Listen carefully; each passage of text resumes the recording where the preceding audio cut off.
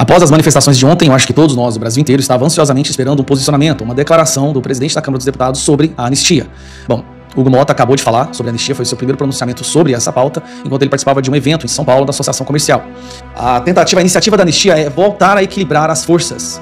De todos os absurdos, atrocidades, perseguição, crimes cometidos pelo Alexandre de Moraes nesses últimos anos, tem um que vai assombrá-lo pelo resto da vida e eu acho que é o que ele tem mais medo. Foi o que ele fez com o Felipe Martins.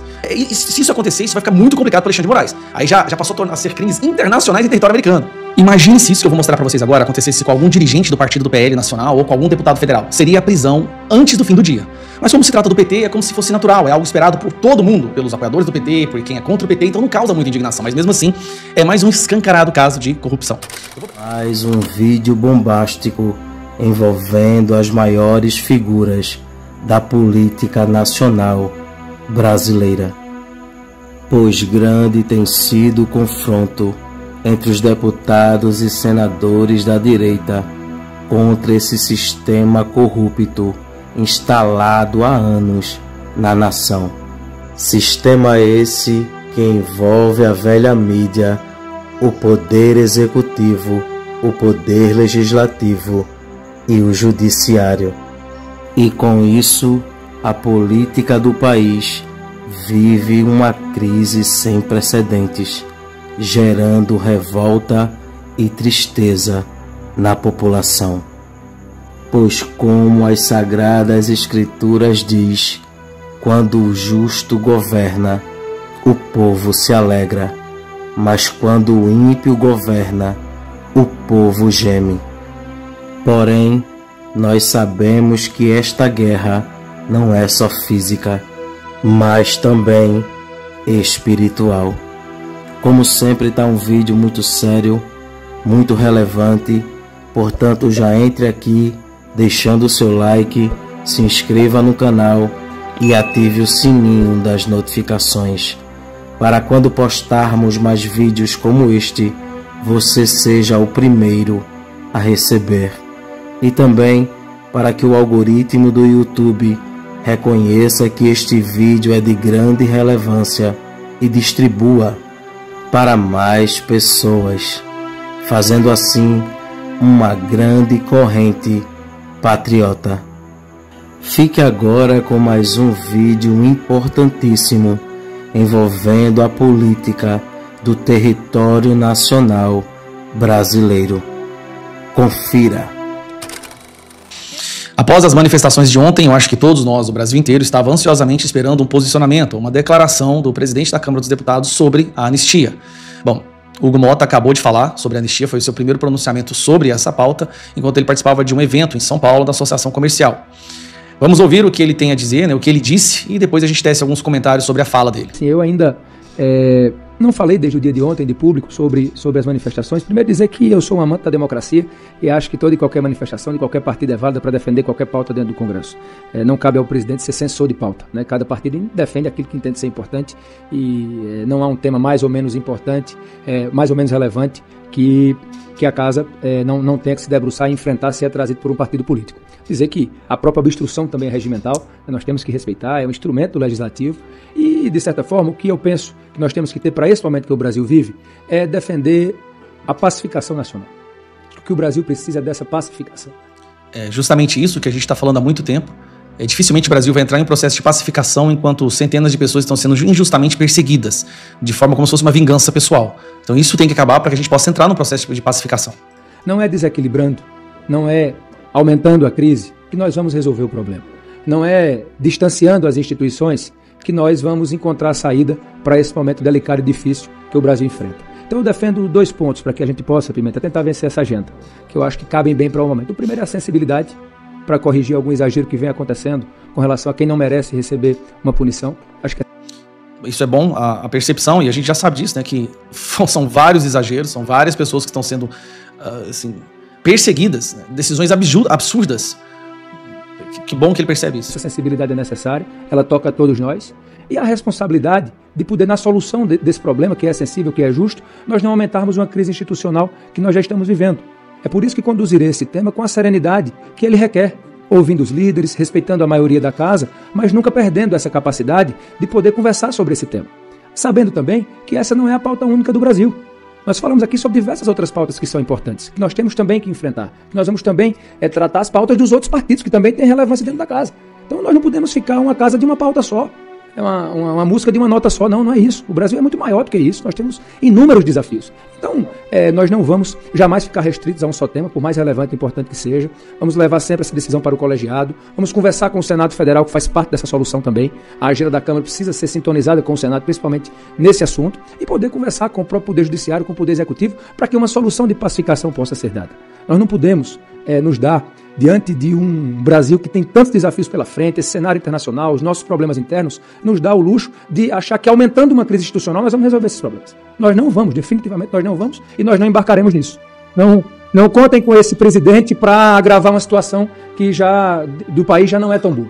Então, vamos enfrentar com cautela, com o pé no chão, mas com esses 2 pontos, sensibilidade e responsabilidade, para que o Brasil possa sair mais forte dessa discussão, respeitando todas as manifestações. Eu fico muito feliz quando a democracia grita. É por ela que nós temos que defender. Talvez só eu e o Wilson aqui tenhamos nascido depois da nossa Constituição. E espero que as próximas gerações, a nossa geração e as próximas, vivam nesse regime democrático que tão bem tem feito ao Brasil. Então, podem ter certeza que vamos conduzir esse tema com muita responsabilidade, com cautela e procurando sempre dar o melhor encaminhamento, não em favor de um lado ou de outro, mas em favor do país, que é quem precisa, ao final, sair mais forte dessa situação. Bom, o que eu posso falar sobre esse comentário? Quando a Câmara dos Deputados se abstém de pautar algo que leva centenas de milhares de pessoas para as ruas na justificativa de não aumentar a tensão entre poderes, é porque essa tensão entre os poderes, na verdade, não é uma tensão, é uma subjugação da Câmara dos Deputados. A iniciativa da anistia é voltar a equilibrar as forças, voltar a equilibrar a independência, a equidistância, as forças entre os poderes, porque o que há hoje é o judiciário decidindo tudo. E quando nós não pautamos algo com medo de uma reação do judiciário, então a gente está abrindo mão da prerrogativa de ser um representante eleito. Nós representamos os nossos eleitos, os nossos eleitores. E não faz sentido. É como se fosse parece que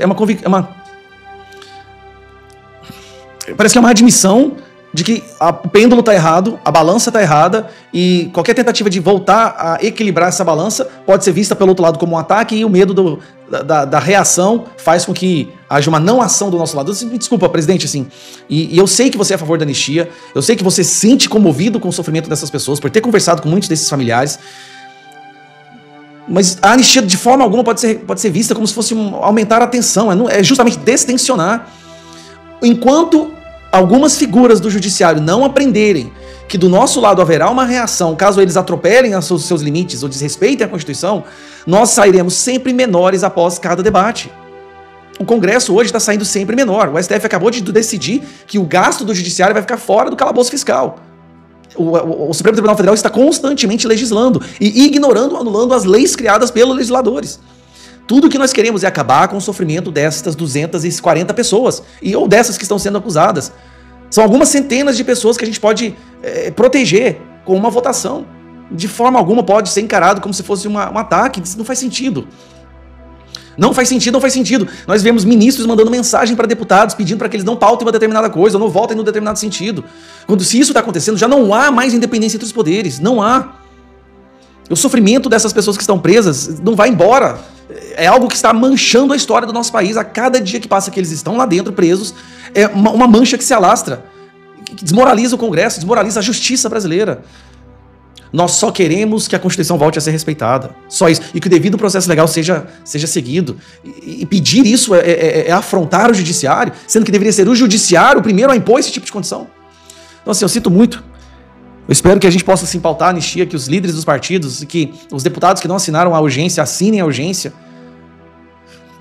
Infelizmente, a gente vai ter que só a única opção que nós temos é todos os deputados, o máximo, 272, assinarem o pedido de urgência para que isso seja pautado no plenário. De todos os absurdos, atrocidades, perseguição, crimes cometidos pelo Alexandre de Moraes nesses últimos anos, tem um que vai assombrá-lo pelo resto da vida e eu acho que é o que ele tem mais medo. Foi o que ele fez com Felipe Martins. Mandou prender Felipe Martins sobre uma suposta fuga para os Estados Unidos, que depois foi comprovado que ele nunca saiu do Brasil. E aí a situação começou a complicar quando forjaram uma prova, um formulário nos Estados Unidos, dizendo que ele havia entrado lá, só que o nome estava errado, o número do passaporte era antigo. uma fraude escancarada que foi cometida dentro de um departamento do governo, né, de imigração dos Estados Unidos e depois foi apagada e tudo isso tá sem explicação. Essa semana vai ter uma audiência justamente com juízes para poder entender o que aconteceu. Forjaram uma prova para tentar prender o Felipe Martins, que ficou 10 dias em uma solitária. Ele ficou 6 meses preso com uma acusação falsa. Pois bem. Chegando agora, nessa semana, nós vamos ter a audiência, onde eles vão ser obrigados a explicar quem foi que fez essa entrada, quem foi que fez essa fraude, e possivelmente vai acabar sendo ligado a alguém próximo a Moraes, alguém que trabalha com ele. E se isso acontecer, isso vai ficar muito complicado para Alexandre de Moraes. Aí já passou a ser crimes internacionais em território americano. Tá bom. O que acontece? Chegando agora, nesse momento, um dia após as manifestações da anistia, ele mandou acelerar o núcleo, né? Ele mandou adiantar o julgamento para tornar réu as pessoas do núcleo do qual o Felipe Martins faz parte. E aí, como para piorar ainda mais, sai essa daqui hoje, olha. Moraes multa Felipe Martins em 20 mil por post com advogado. Ministros também deu prazo de 24 horas para que o ex-assessor de Bolsonaro explique o teor do conteúdo da publicação do advogado Sebastião Coelho. E aqui é o seguinte, se ele não explicar o teor, se ele não fizer uma explicação do que foi que aconteceu, ele vai ser preso. Tá até escrito aqui, ó. A multa, além de aplicar multas, Moraes determinou que ele preste esclarecimentos sobre as razões do desrespeito dentro de 24 horas, sob pena imediata conversão das medidas cautelares em prisão. Ou seja, Moraes está querendo prender Felipe Martins de novo, por causa de um vídeo. E aí, você está preparado para isso? Se prepara, porque agora você vai chocar. Por causa de um vídeo, que é esse vídeo aqui, eu tô até no Instagram do Sebastião Coelho. Esse vídeo, eu vou clicar no vídeo. Cadê? Parece minha mãozinha aqui pra você ver que eu tô clicando. Aqui, ó, mãozinha. Eu vou clicar no vídeo. Esse vídeo aqui em questão, que foi postado, está preparado? Tá aqui, ó. Cadê, desgrama? Aqui, ó. Esse vídeo aqui, que foi postado, cadê? Porcaria do vídeo, era pra estar aparecendo aqui embaixo, aqui, cadê? 14 de outubro de 2024. Outubro, novembro, dezembro, janeiro, fevereiro, março, abril. 6 meses atrás, esse vídeo. E agora eu vou mostrar pra vocês o vídeo em questão pra você ouvir. Olá, pessoal. Eu estou aqui em Ponta Grossa com o Felipe Martins. Vim acompanhar mais uma etapa desse absurdo que é o comparecimento semanal toda segunda-feira aqui no Fórum de Ponta Grossa para cumprir uma medida cautelar por um fato que todos sabem que Felipe Martins não praticou. Ele teve uma prisão decretada por um fato inexistente. E para desfazer essa prisão, o senhor ministro Alexandre de Moraes impôs uma série de restrições absurdas. Nós estamos com recurso desde o dia 12 de agosto e até agora não temos respostas. Então, a minha vinda aqui à Ponta Grossa é para mostrar, denunciar a nossa indignação com essa situação e vamos continuar com uma nova etapa dessas denúncias que ou hoje ainda ou amanhã eu vou fazer um novo vídeo. O Felipe não pode se manifestar em absolutamente nada, ele tem que ficar nessa posição. Não pode usar rede social, não pode sair de perto de casa, não pode trabalhar. É uma situação realmente absurda e revoltante.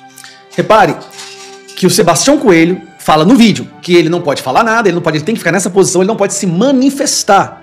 Então ele está ali parado com os braços cruzados. Felipe Martins não abriu a boca, não falou nada, não proferiu nenhuma opinião, não comunicou com ninguém. Quem fez o vídeo foi o Sebastião Coelho. Felipe Martins ficou ali no plano de fundo parado.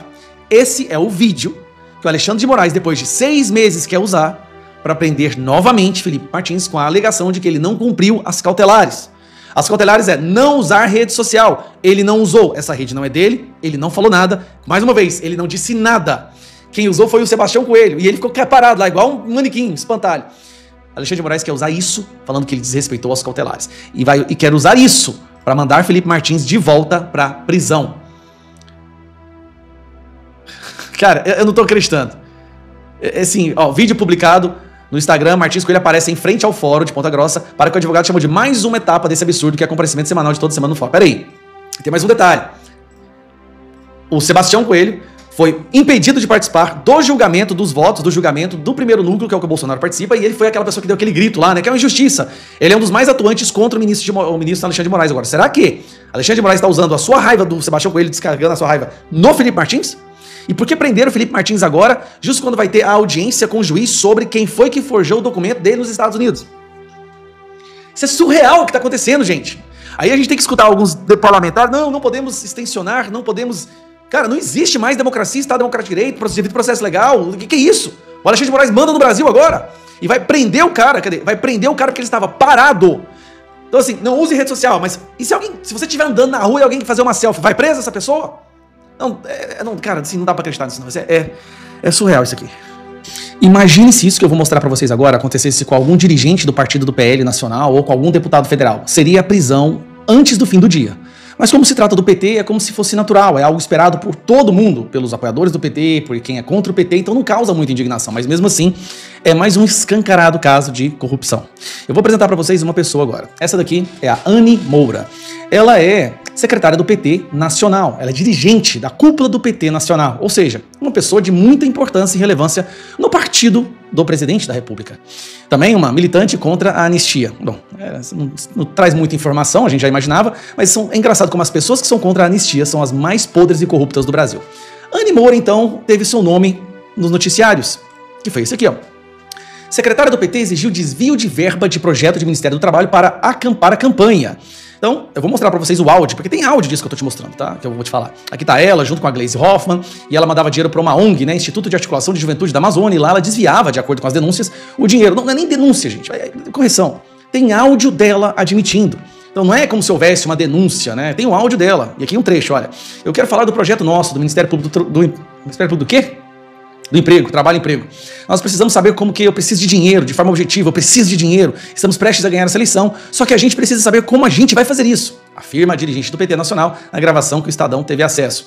E a pouca vergonha não para por aí, teve outros áudios também com outras ONGs em que ela mostra exatamente, aqui o cara fala, né, no diálogo, Anny Moura perguntou sobre os salários que seriam pagos ao coordenador geral e para a coordenadora adjunta do projeto e disse que os valores deveriam ser revertidos para a campanha.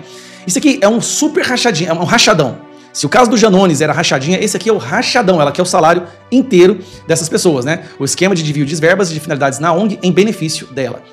E aqui tem vários trechos, né?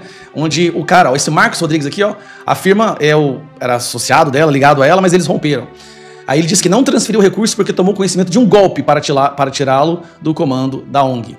E aí teve outras denúncias também, outros casos, onde numa escola de samba para apoiar ela, e dizendo que...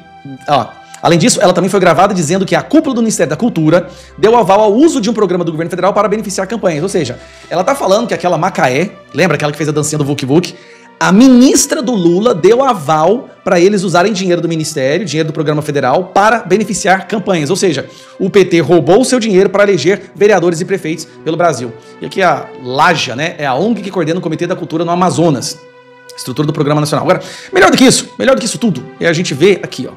Quero mostrar pra vocês o áudio em questão. Esse aqui é um dos áudios, né, dela falando tudo. Nós precisamos saber como que a gente precisa de dinheiro. De forma objetiva, eu preciso de dinheiro. Nós estamos prestes a ganhar essa eleição. Só que a gente precisa saber como que a gente vai fazer isso. Aí tem que ter a nossa comprovação de que pagou a origem da a internet, não sei o que, isso aqui. Tem que ser pago direto na empresa ou pode ter um comprovante de pagamento. Tem que ter um comprovante de pensão de pagamento. Já não vai ser pago de esse dinheiro, a gente deveria fazer não mas não pode fazer. Tem que ser via chato, normalmente. Então, foi o seguinte, vou chamar a Elisa ali, pra gente pensar uma forma que a gente consegue justificar isso. Entendeu? Uma forma pra gente justificar isso. Que a gente consegue fazer.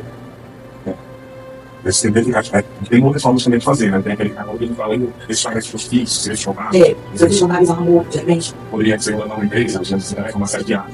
E aí lá, ele fazer uma. E também, aqui essa sala aqui, esse aqui é jeito encafunado. Isso foi legal, eu tenho que fazer mais uma sala. E tem áudios e mais áudios, aqui mais um. Não quero que eu me deixe de fazer o que tá fazendo, porque eu acompanho, pô, tá legal. Mas como me deixar mais o microfone na minha venda, pra ela falar, e dizer que isso não tem a ver com a política. Mas aí vocês escolherem artistas sem combinar na política, quem são os artistas parceiros?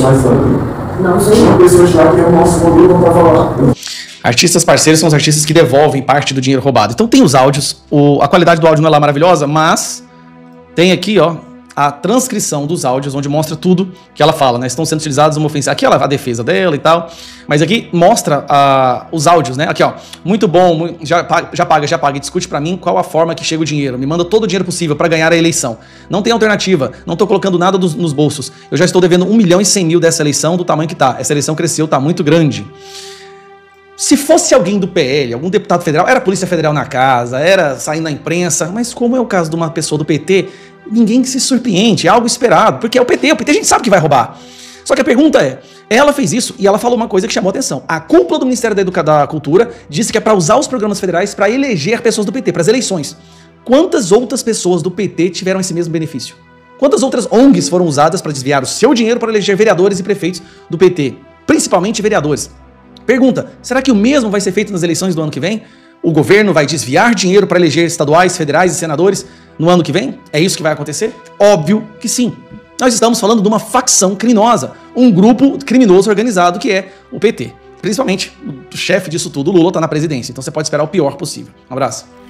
Deus irá mostrar para algumas autoridades da nação brasileira que Ele é o único dominador e controlador de todas as coisas e que tudo está na palma de suas mãos e Ele faz o que quer e com quem quer a qualquer momento, pois tudo se submete à sua ordem e à sua autoridade. Cada dia que se passa, Deus vem mostrando ao povo brasileiro que está trabalhando em prol desta pátria e que tudo que está em oculto será revelado. Tudo que está encoberto, o Senhor trará à tona, porque Deus é a verdade e diante dela a mentira não prevalece. Que Deus abençoe este país. Este vídeo vai ficando por aqui. Não esqueça de deixar a sua opinião aqui nos comentários. Temos um encontro marcado para o próximo vídeo. E não se esqueça, o Verbo é de Deus. Até o próximo vídeo.